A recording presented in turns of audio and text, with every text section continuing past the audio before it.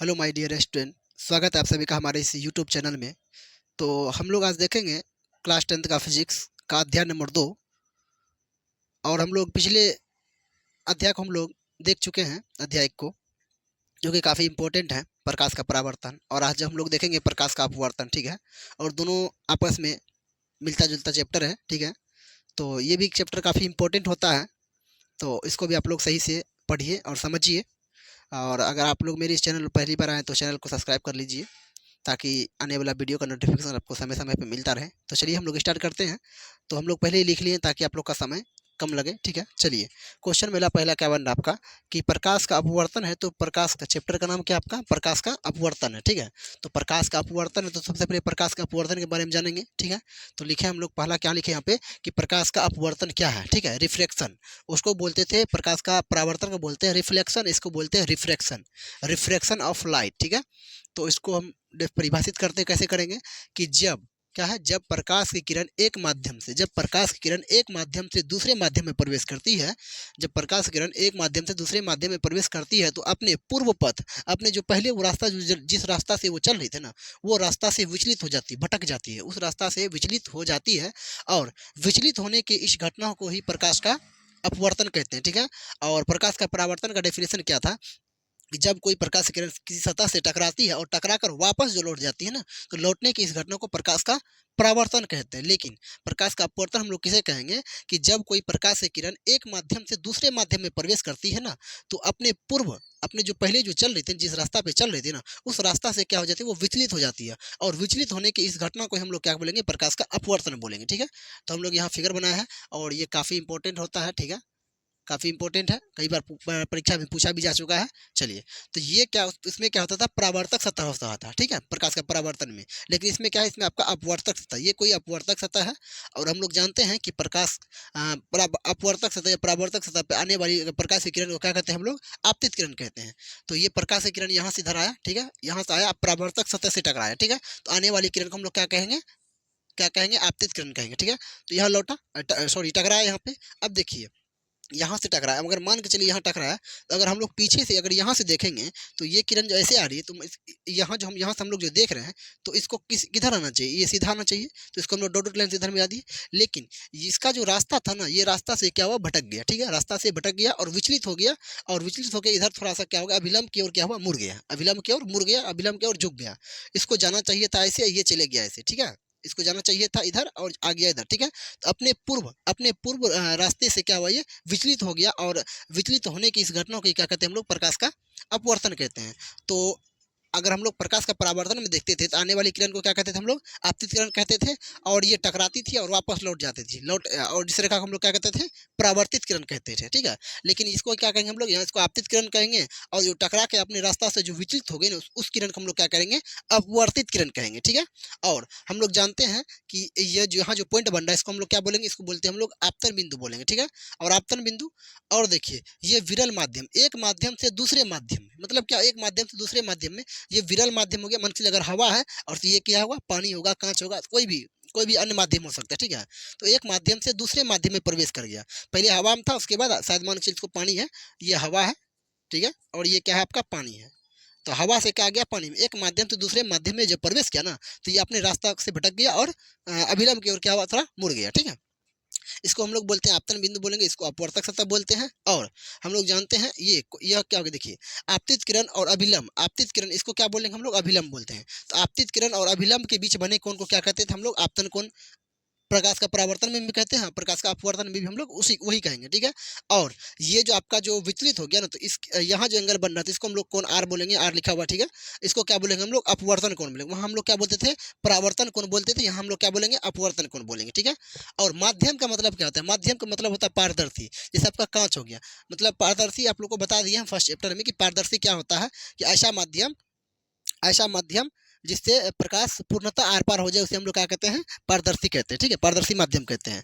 तो प्रकाश इससे क्या होगा? आर पार, प्रकाश से किरण हुआ, प्रकाश आर पार हो गया, तो भी तो एक माध्यम दूसरे माध्यम आया। ठीक है, चलिए, तो इतना यहाँ तक समझ गए। अब हम लोग समझते हैं इस सब को, जितना लिखा हुआ है इस सब को हम लोग समझते हैं बारी बारी, ठीक है।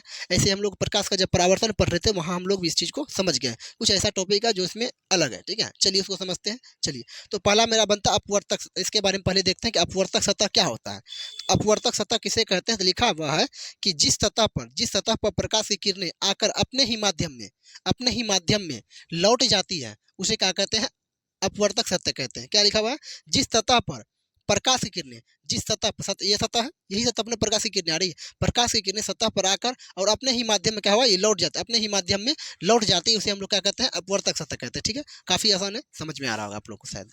चलिए, दूसरा क्या, आपतित किरण। और आपतित किरण हम लोग पहले भी पढ़ चुके हैं। आपतित किरण क्या होती है कि अपवर्तक, उसमें था प्रकाश का परावर्तन में था कि परावर्तक सतह पर, इसमें क्या होगा, अपवर्तक सतह, बस इतना ही चेंज है। अपवर्तक सतह पर आने वाली प्रकाश की किरण को हम लोग क्या कहेंगे, आपतित किरण कहेंगे, ठीक है। वही लिखा हुआ है कि अपवर्तक सतह पर आने वाली प्रकाश की किरण को क्या कहते हैं हम लोग, आपतित किरण कहते हैं, ठीक।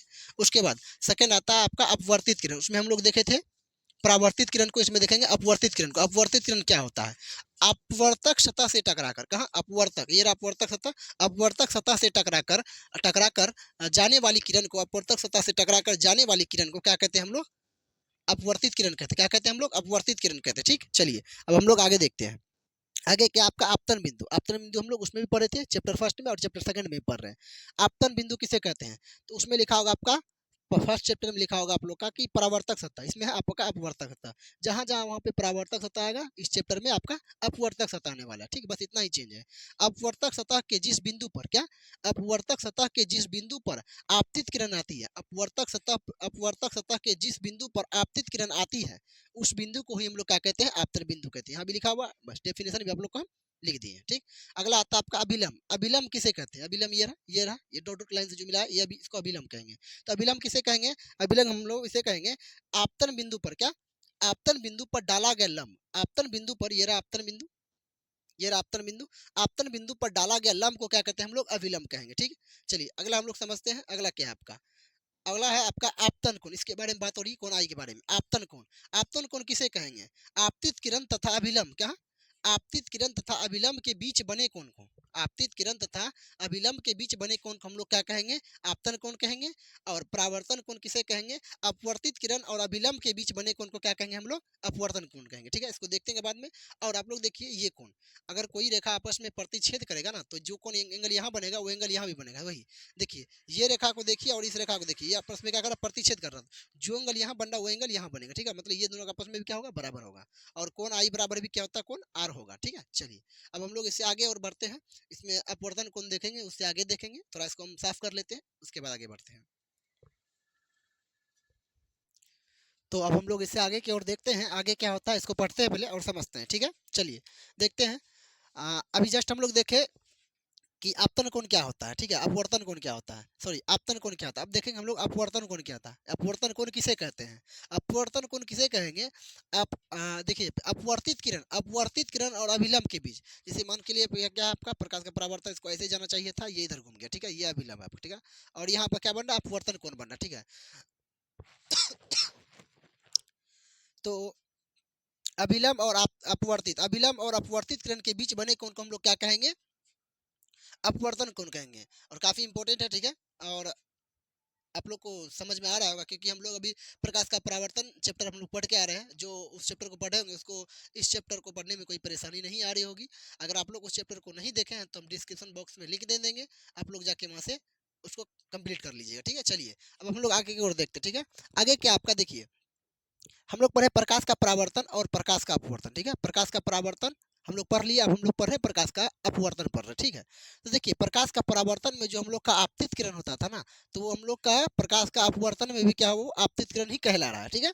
और दूसरा क्या आपका, जो आप प्रकाश का परावर्तन में अगर आपको परावर्तित किरण था ना, वो अब बदल के क्या हो गया आपका, प्रकाश का अपवर्तन में अपवर्तित किरण, बस ये दोनों में चेंजिंग आ रहा है, ठीक है। चलिए, अगर देखते हैं कि प्रकाश का परावर्तन में अगर हम लोग देखे थे कि इसमें क्या होता था, परावर्तन कोण होता था।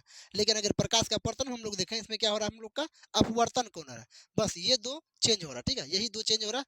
मतलब कि ये तो जैसे इसमें है वैसे ही इसमें भी है, ठीक है। चलिए, अब हम लोग देखते हैं आगे कि पारदर्शी माध्यम कितने प्रकार के होते हैं। पारदर्शी माध्यम दो प्रकार के होते हैं।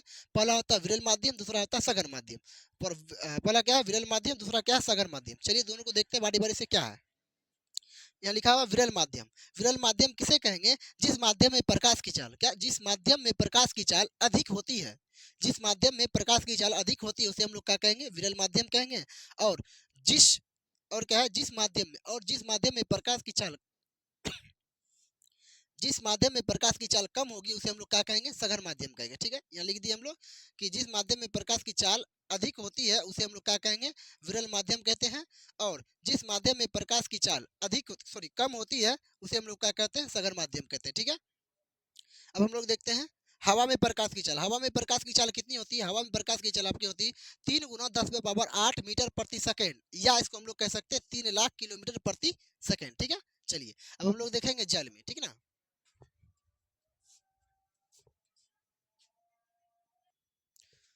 तो हम लोग देखेंगे अब जल में प्रकाश की चाल। जल में प्रकाश की चाल कितनी होती है? जल में प्रकाश की चाल होती है आपका 2.25, कितना, 2.25 × 10⁻8 मीटर प्रति सेकेंड, या इसको अगर हम लोग किलोमीटर में अगर देखेंगे तो 2,25,000 किलोमीटर प्रति सेकेंड होगा। ठीक है, और ये सब काफी इंपॉर्टेंट है, ये सब आपको ऑब्जेक्टिव में देखने के लिए मिलता है। ठीक है, कि हवा में प्रकाश की चाल कितनी होती है? तो 3 × 10⁻8 मीटर प्रति सेकेंड, या 3 लाख किलोमीटर प्रति सेकेंड। ठीक है, जल में कितना होता है? 2.25 × 10⁻8 मीटर प्रति सेकेंड, या इसको कितना बोल सकते हैं हम लोग? 2,25,000 किलोमीटर प्रति सेकेंड। ठीक है ना, चलिए अब देखिए हवा। हवा जो आपको है ना, हवा यहाँ के आपका विरल माध्यम, क्या आपका हवा आपका विरल माध्यम है। आप लोग को विरल माध्यम के बारे में बताया है कि जिसमें प्रकाश की चाल क्या होती है? अधिक होती है, उसे हम लोग क्या कहेंगे? विरल माध्यम कहेंगे। और जल आपका क्या है? सघन माध्यम। सघन माध्यम क्या होगा? ऐसा माध्यम जिसमें प्रकाश की चाल क्या होगी? कम होगी। ठीक है, चलिए अब देखते हैं हम लोग कांच में। कांच में प्रकाश की चाल कितनी होती है? तो 2 × 10⁻8 मीटर प्रति सेकेंड, या इसको 2 लाख किलोमीटर प्रति सेकेंड हम लोग बोल सकते हैं। ठीक है ना, चलिए अब हम लोग देखेंगे वायु में प्रकाश की चाल। वायु में प्रकाश की चाल कितनी होती है? तो 3 × 10⁻8 मीटर प्रति सेकेंड, और निर्वात में कितना होता है? वो भी उतना है, 3 × 10⁻8 मीटर प्रति सेकेंड होता है। ठीक है ना, ये नोट नोट भी काफी इंपॉर्टेंट होगा, जो हम लोग जिसमें हम लोग एमबीबीआई लगा रहे हैं वो आप लोग के परीक्षा की दृष्टि से काफी इंपॉर्टेंट होता है, और जो नोट भी है वो भी काफी इंपॉर्टेंट होगा। ठीक है, चलिए नोट में क्या लिखा आपको पढ़िए, चलिए समझते हैं इसको। क्या लिखा है कि वायु की अपेक्षा निर्वात में, क्या बोल रहा? वायु की अपेक्षा निर्वात में प्रकाश की चाल क्या होती है? अधिक होती है। वायु की अपेक्षा निर्वात में प्रकाश की चाल क्या होती है? ज्यादा होगी। ठीक है, अधिक होती है।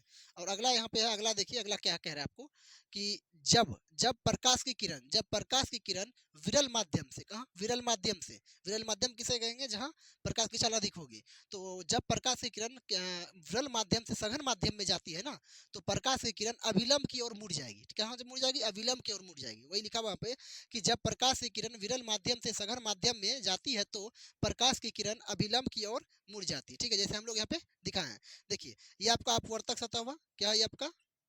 अपवर्तक सतह है, अपवर्तक सतह है। ये प्रकाश की किरण आया तो इसको हम लोग क्या कहेंगे? आपतित किरण कहेंगे। अभी हम लोग जस्ट समझे इसको, इसको आपतित किरण कहेंगे। ठीक है, तो इसको जाना चाहिए था सीधे, लेकिन ये क्या होगा? अपने रास्ते से भटक गया, विचलित हो गया, और ये अभिलंब की ओर मुड़ गया। जाना चाहिए था इसको इधर, और अभिलंब की ओर क्या हुआ? ये मुड़ गया।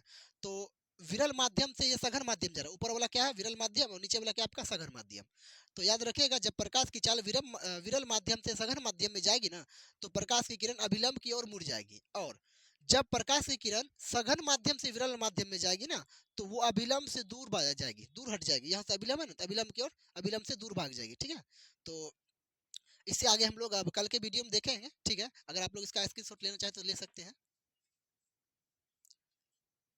तो अगर आप लोग मेरे इस चैनल पर पहली बार आए तो चैनल को सब्सक्राइब और वीडियो को लाइक एंड शेयर जरूर कीजिए, और बेल आइकन को जरूर प्रेस कीजिए, ताकि कल का वीडियो जो आएगा आप लोग के पास नोटिफिकेशन जरूर मिले। आज के लिए इतना ही, धन्यवाद।